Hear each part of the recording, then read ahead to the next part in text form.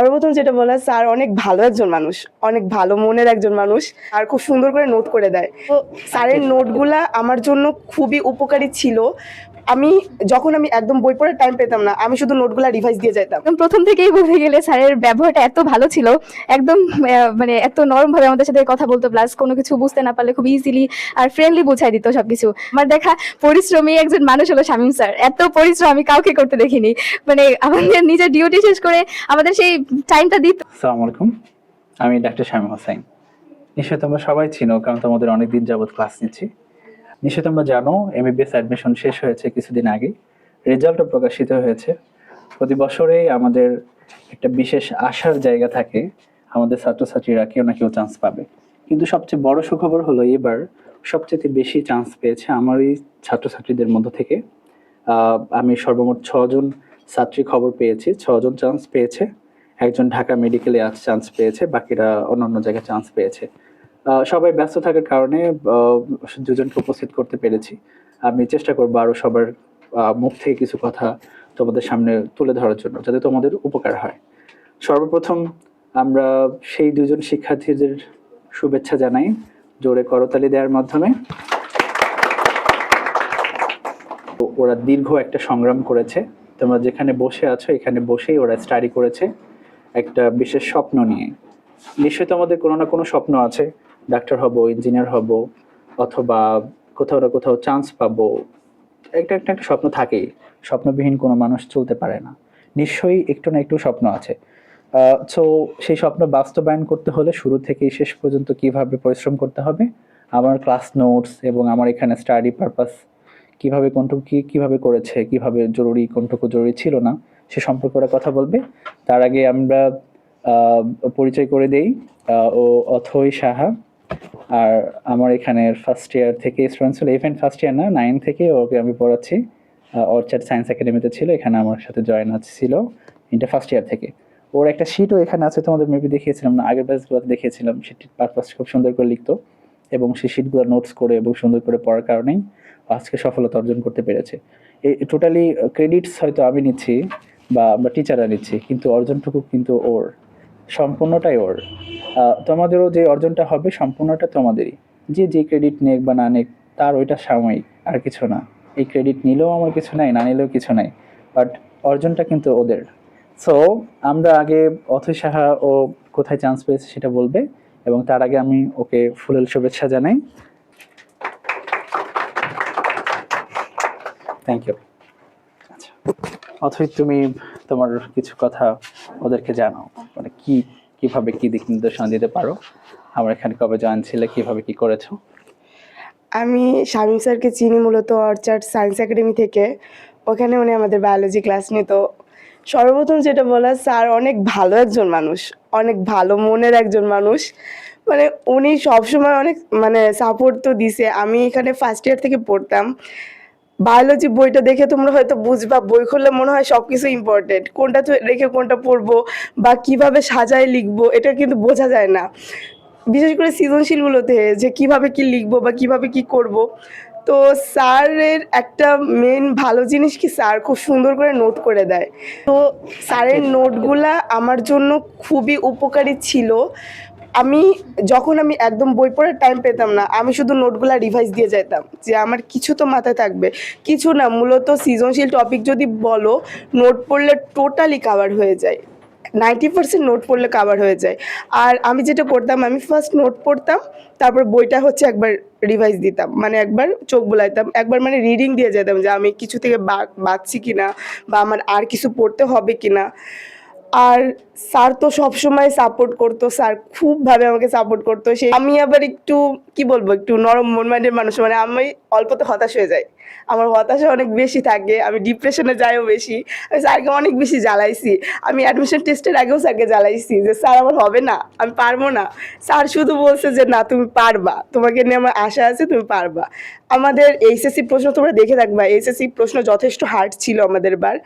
তো আমি এইচএসসি পরীক্ষা দিয়ে আমার যদিও বায়োলজিতে 25টার মধ্যে 24টা কারেক্ট হয়েছিল এমসিকিউ। তো আমি পরীক্ষা দিয়ে ডিপ্রেশনে চলে গেছি যে আমি কি মেডিকেল প্রিপারেশন নিব, আমার থেকে কত ভালো আছে, আমি পারবো কিনা, আমার রেজাল্ট কি আসে না আসে। তো স্যার আমার মাকে ফোন দিয়ে বলছিল যে ওকে অন্য কোথাও কোচিং করান না, ওকে মেডিকেলের কোচিং করান, ওকে মেডিকেলে দেন, আমার আশা আছে, আমার বিশ্বাস আছে ও পারবে।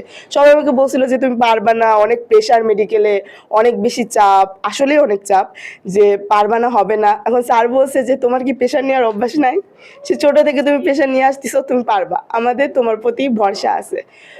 স্যারের অবদান বলে প্রকাশ করা যাবে না। স্যার এত ভালো একটা মানুষ, পার্সোনালি অনেক বেশি ভালো লাগে আমার কাছে স্যারকে, কারণ হচ্ছে সব দিক থেকে স্যার বেস্ট আমার মতে, পড়ানোর দিক থেকেও বেস্ট, মন মানসিকতার দিক থেকেও বেস্ট, সব দিক থেকে বেস্ট আর কি। এই, আর আমার জন্য সবাই দোয়া করবা যাতে আমি ভালো একজন মানুষ হতে পারি, বড় হতে পারি, এটুকুই। থ্যাংক ইউ অথৈ সাহাকে। এখন আমরা শুভেচ্ছা জানাচ্ছি রেহানা খাতুন হ্যাপিকে।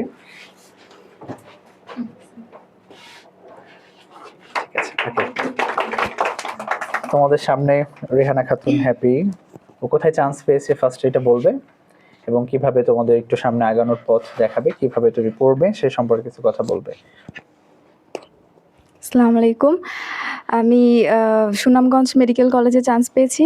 তো সবার আগে আমি আমার মহান সৃষ্টিকর্তার কাছে কৃতজ্ঞতা জ্ঞাপন করছি, এবং আমার মেডিকেল জার্নি সম্পর্কে এখন আমি কিছু কথা বলবো। তো প্রথমত বলতে গেলে আমি আমার মেডিকেল জার্নিটা শুরু করেছি এই ৩ মাসের মধ্যেই আর কি। একদম যখন প্রথমে স্যারের কাছে আসলাম, আমার কিছু ফ্রেন্ড ছিল, আমি তো কলেজ হোস্টেলে ছিলাম, সারদা সুন্দরী কলেজ হোস্টেলে। তো সেখানে কিছু ফ্রেন্ডের সাজেশনে আমি শামীম স্যারের কাছে আসলাম। তো এখানে পড়তে আমি ভাবছিলাম যে বায়োলজিটা আমি একাই কমপ্লিট করতে পারবো, বাট দেখলাম আমার দ্বারা বায়োলজি হবে না। কারণ বায়োলজির, বিশেষ করে বোটানির যেই জটিল কিছু টপিক আছে, ওগুলো আসলেই নিজে আসলে কমপ্লিট করা যায় না, একজন মেন্টর দরকার হয়। তো স্যারের কাছে আসার পর মানে একদম প্রথম থেকেই বলতে গেলে স্যারের ব্যবহারটা এত ভালো ছিল, একদম মানে এত নরমভাবে আমাদের সাথে কথা বলতো, প্লাস কোনো কিছু বুঝতে না পারলে খুব ইজিলি আর ফ্রেন্ডলি বুঝাই দিত সব কিছু। প্লাস প্রাইভেটে না আসলে অবশ্যই খোঁজ খবর রাখতো যে কেন আসলাম না, কোনো সমস্যা আছে কি না, কোথায় কোন টপিকে সমস্যা, প্লাস ব্যাকআপ ক্লাসেস ছিল অনেক, যে কোনো সমস্যাগুলোও এখানে সমাধান হয়ে যেত সহজে। দেন আস্তে আস্তে পড়তে ওইখানে, আর স্যারের পড়ানোর স্টাইলটাও খুবই ভালো ছিল মাশাল্লাহ। যে একদম ইম্পর্টেন্ট টপিকগুলো যেগুলো বারবার মেডিকেলে এসছে, ওগুলাই বারবার করাইতো, এবং ওইগুলা মানে একাডেমিকে তো ওইগুলা থেকে অনেক কমন পেয়েছি। আর আল্লাহর রহমতে মেডিকেলের এই 3 মাস জার্নিতে ওই নোটসগুলো আমার কাছে এখনো ছিল, ওইগুলাই আমি ফলো করেছি এখন পর্যন্ত। ওইখান থেকে মানে অনেক বেশি উপকৃত হয়েছি। আর তারপরে তো আল্লাহর রহমতে এই যে 3 মাসের আমার মেডিকেলে আসলে সত্যি কথা বলতে কোনো ইচ্ছাই ছিল না। আমি তো ভাবছি ভার্সিটির প্রিপারেশন নিব, এখানে কি হবে না। তো পরীক্ষা দেওয়ার পরে ভাবলাম যে মেডিকেলেরই কোচিং করি। দেন স্যারের কাছ থেকে বহুবার পরামর্শ নিয়েছি, স্যারও বুঝিয়েছে যে এইভাবে পড়লে ভালো হবে। তো দেন এই 3 মাসের জার্নিতে আল্লাহর রহমতে একটা সফলতা গেইন করতে পেরেছি। তো স্যারকে অনেক ধন্যবাদ, স্যারের এই সহযোগিতার জন্য। যখনই রাস্তাঘাটে দেখা হয়, তখন স্যারের সাথে দেখা হলে স্যার অবশ্যই পড়াশোনার খোঁজ খবর নিছে, কেমন কি করতেছি পড়াশোনায়।